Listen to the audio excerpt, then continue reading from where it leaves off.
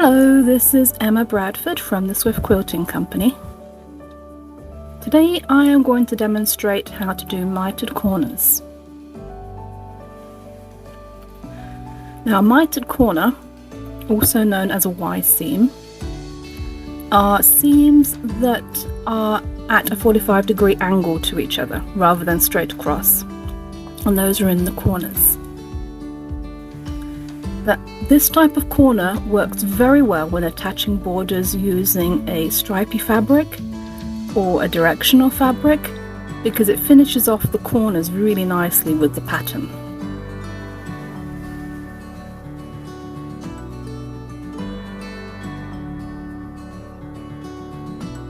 Now I'm going to demonstrate this using a square. You can also do this on quilt tops, but for now we're going to assume that this little square is our quilt top.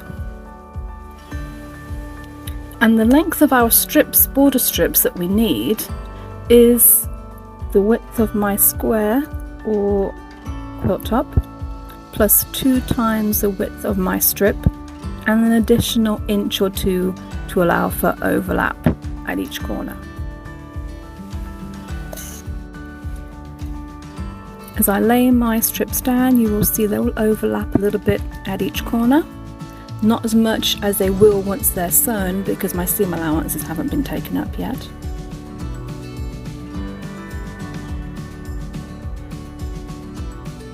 Once you've done that, check everything is as it should be and everything is going to work and it's the right size.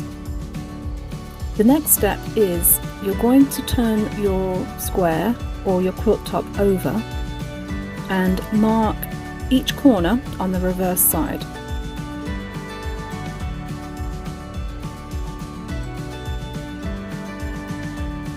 Now this marking in the corner is going to be 1/4 of an inch in and 1/4 of an inch up, and it's just going to be a little dot. So you're just going to put a little dot in the corner, and that little mark is going to denote the point after which you will not stitch.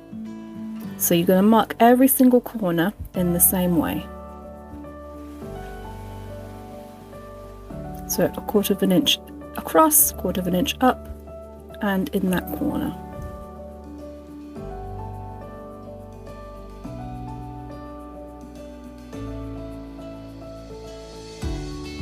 Quarter inch across, 1/4 of an inch up, and then just a little dot, enough so you can see. You could also use a friction pen for this, it doesn't have to be a pencil.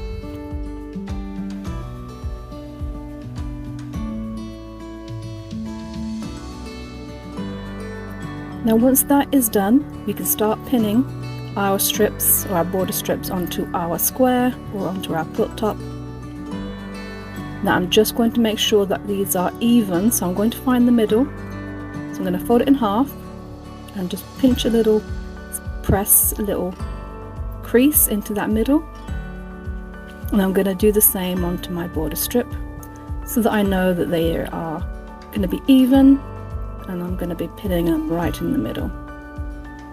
A little finger crease. There you can see. This is just a quick and easy way of finding the middle of any fabric piece, really.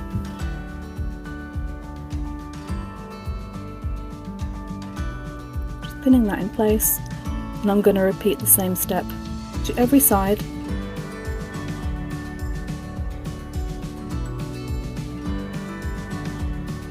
Touch corners, give a little finger crease in the middle. Do the same to the border strip. I'm folding this right side out because then my creases are opposite, and then they'll nest into each other easily.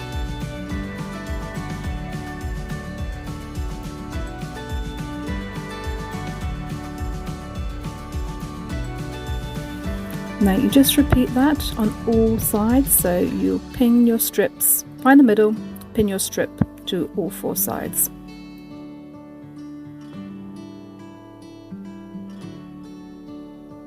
Just like that. There you can see your dots, those are the points after which you will not sew. Those are your start and your end points. And once you've sewn all your strips on using a 1/4 inch seam allowance, this is what your piece will look like. So all of my corners are free. As you will see, I haven't sewn past that dot in either direction, so my corners are nice and loose. Don't go past that dot. You see, that's in every corner. So all of my pieces are free.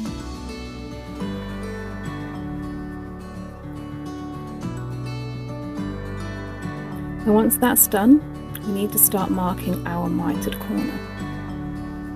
Now to do that, we're going to fold our square or quilt top in half to make a triangle, making sure to align our raw edges along our strips and that we're going directly through that corner. So our corner should be making a triangle. Our raw edges are all aligned and neat. Our end pieces are all aligned, overlapping perfectly.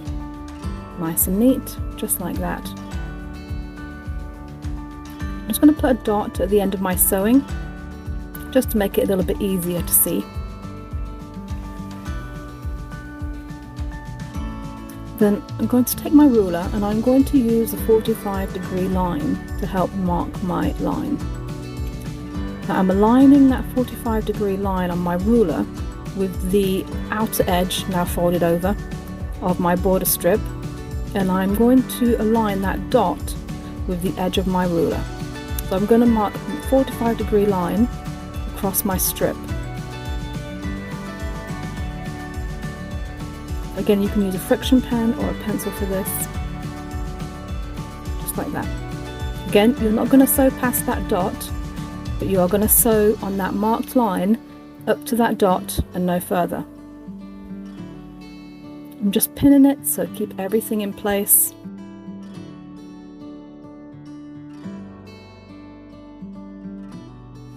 Just like that. Now I'm going to sew across my marked line. I'm going to start at that dot. I'm not going to sew into the corner. So I'm going to put my presser foot down. And I'm going to lower my needle so that it starts directly at that dot at the beginning of the sew line. Put my needle down, hold my strings.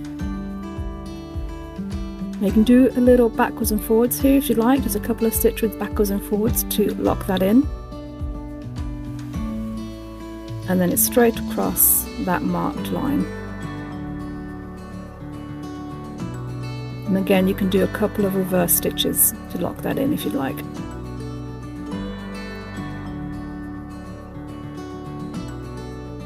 I'll show you what that looks like. So that's my seam. I've left the corner free. You don't sew into the corner at all, but only sewn on that line.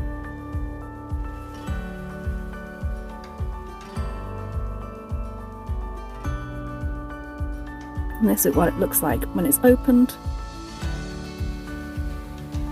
There you go. Beautiful mitered corner. Pull the string out. There you are.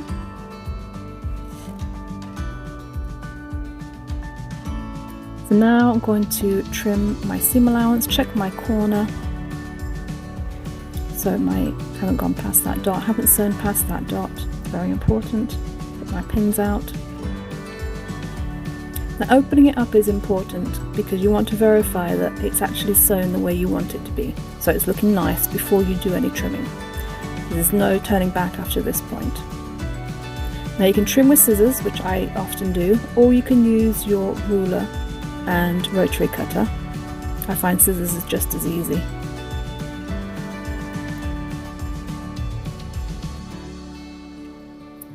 Finger press my seams at this point. And I've been a fan of pressing my seams open in some cases, and mitered corners works really well for this because it reduces the bulk at the corner, makes it lay nice and flat. There we go. Now I'm going to repeat that on the 3 other corners.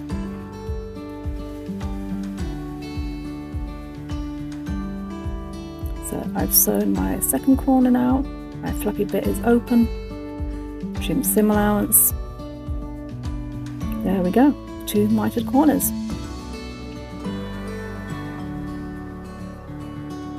This is the finished product. This is what it looks like when it's all done.